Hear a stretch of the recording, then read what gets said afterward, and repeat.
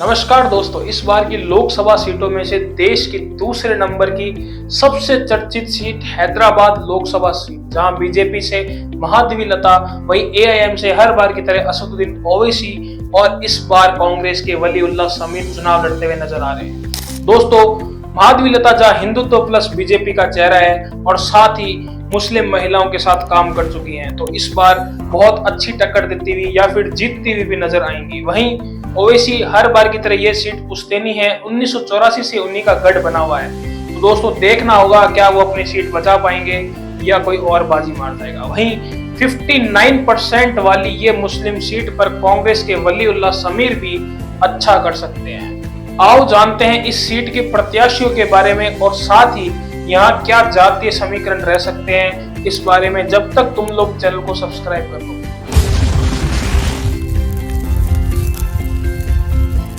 महादवी लता Hyderabad seat से BJP की उम्मीदवार महादवी लता पहले तेलुगु और तमिल फिल्मों में अभिनेत्री रह चुकी है, डांसर भी हैं, सिंगर भी हैं। आजकल पूरे देश में चर्चा में इसलिए है क्योंकि हैदराबाद सीट से ओवैसी के खिलाफ चुनौती स्वीकार कर ली है। दोस्तों, महादवी लता एक स्टार प्रचारक भी बन चुकी हैं बीजेपी की, जो कि कद्दावर नेता के रूप में सामने आई है और उन्होंने चुनौती उस सीट पर स्वीकार की है जिस सीट पर ओवैसी पिछले 40 साल से राज करके बैठे।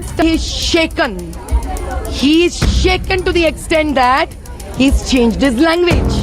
भाई, आप भाषा बदल दिए हो। महादवी लता हैदराबाद में एक हॉस्पिटल की चेयरपर्सन है, कई चैरिटेबल ट्रस्ट भी चलाती है, साथ ही साथ एक जानी मानी सोशल एक्टिविस्ट है, जिन्होंने हैदराबाद में हेल्थ कैंप चलाए, गर्ल्स एजुकेशन के लिए काम करे, टॉयलेट्स बनवाए, स्वच्छ भारत अभियान के तहत कई काम करे, जिसके लिए उन्होंने समय समय पर संघर्ष भी करना पड़ा। इसीलिए शायद इस बार वो कद्दावर नेता के रूप में इन सभी कामों को अंजाम तक पहुंचाने के लिए इस सीट से चुनाव लड़ रहे हैं। भाई, ये तो ब्रिटिश रूल से भी बदतर है या मुगल के औरंगजेब के रूल से भी बदतर है। लगता दोनों मिल गए यहाँ पर। महादवी लता हैदराबाद में बीजेपी की उम्मीदवार के साथ साथ हैदराबाद में हिंदुत्व का भी चेहरा है। साथ ही साथ महादवी लता इस बार ओवैसी को कड़ी टक्कर देती हुई नजर आ रही है। महादवी लता वही है जिन्होंने मुस्लिम महिलाओं के साथ मिलकर कई काम किए, जैसे कि 3 तलाक बिल का समर्थन करना, महिलाओं को समझाना उस बिल के बारे में। वहीं ओवैसी 3 तलाक बिल के खिलाफ थे। दोस्तों, मदरसों में खाना पहुंचाना, ऐसे कई काम किए, मुस्लिम लोगों के लिए भी साथ में मिले। एक सोशलिस्ट महादवी लता चर्चा में जब आती हैं जब आपकी अदालत में कुछ बयान ओवैसी के खिलाफ देती है। जैसे उनका कहना है कि ओवैसी के पास 6 लाख बोगस वोट हैं, जिसके कारण वे हर बार जीत जाते हैं। वहीं एक इल्जाम ये भी है कि एआईएम के लोग कहते हैं कि अगर उनको वोट नहीं दिया गया तो उनको खाने को बीफ नहीं मिलेगा। Beef eating Economic Times politics में डालते हैं, बीफ ईटिंग में be banned if MIM not voted in Hyderabad. Asaduddin Owaisi. वहीं सबसे बड़ा इल्जाम ये लगा कि ओवैसी या उनके लोग मिलके मस्जिद को तोड़ के उसे अपनी प्रॉपर्टी बना लेते हैं। वक्फ बोर्ड के लैंड को हड़प कर पैसे बनाते हैं। उस मुसलमान को क्या कहना चाहिए? ओवैसी AIMIM के अध्यक्ष हैं। 2004 में पहली बार हैदरा सीट से लोकसभा से सांसद चुने गए।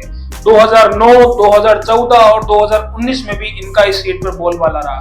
वहीं 1984 से इनके पिताजी इस सीट पर 2 दशकों तक राज करते रहे। उसके बाद ये सीट इनके परिवार के पास ही है। इनका भी एक इल्जाम है कि महादवी लता एंटी मुस्लिम है। इस बार रामनवमी पर महादवी लता धनुष विवाद में भी गिरती हुई नजर आई, जिसके बाद ओवैसी और बढ़त उठे।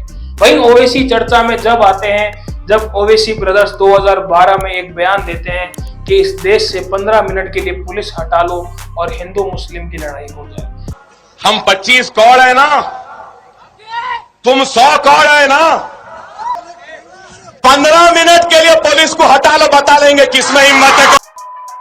वहीं दूसरा ओवैसी का बयान आता है जब यहाँ पे योगी का राज यूपी में होता है और देश में मोदी जी का राज होता है। तो ओवैसी कहते हैं कि मोदी चले जाएंगे पहाड़ों में और योगी चले जाएंगे अपने मठ में, तो फिर तुम लोगों का क्या होगा? जब योगी अपने मठ में चले जाएंगे, मोदी पहाड़ों में चले जाएंगे, जब कौन आएगा?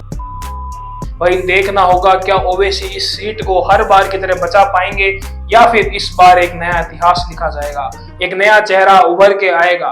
वहीं 19 लाख वोटर्स वाली हैदराबाद लोकसभा सीट के समीकरण की बात करें तो इस सीट पर 59% मुस्लिम वोट्स है, यानी कि लगभग 40% हिंदू वोटर्स है। AIMIM और कांग्रेस तीनों के ही प्रत्याशी मुस्लिम हैं, यानी कि एक तरफ 59% मुस्लिम वोट्स, एक तरफ 3 प्रत्याशी।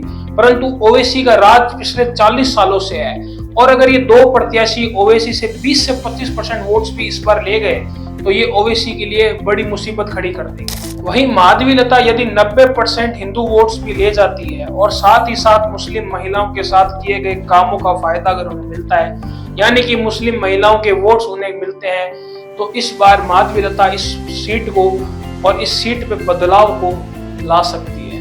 दोस्तों, माधवीलता ने जो बात बोली थी फर्जी वोटर्स की, उसके बाद एक जागरण की रिपोर्ट के अनुसार 5.41 लाख वोटर्स को इस बार रद्द किया गया है, जिसमें 15 विधानसभाओं में से 42,000 मृत लोग, 4.4 लाख लोग स्थानांतरित लोग, 55,000 के करीब फर्जी वोटर्स इस बार रद्द कर दिए गए हैं। इस बार समीकरण जरूर बदला है, पर कह नहीं सकते कि कौन जीत रहा है, क्योंकि ओवैसी और माधवीलता में बहुत ही कड़ी टक्कर है। हालांकि अभी कुछ दिन बाकी है, चुनाव के पास में क्या माहौल रहेगा, क्या माहौल बदलेगा, ये तो वक्त बताएगा।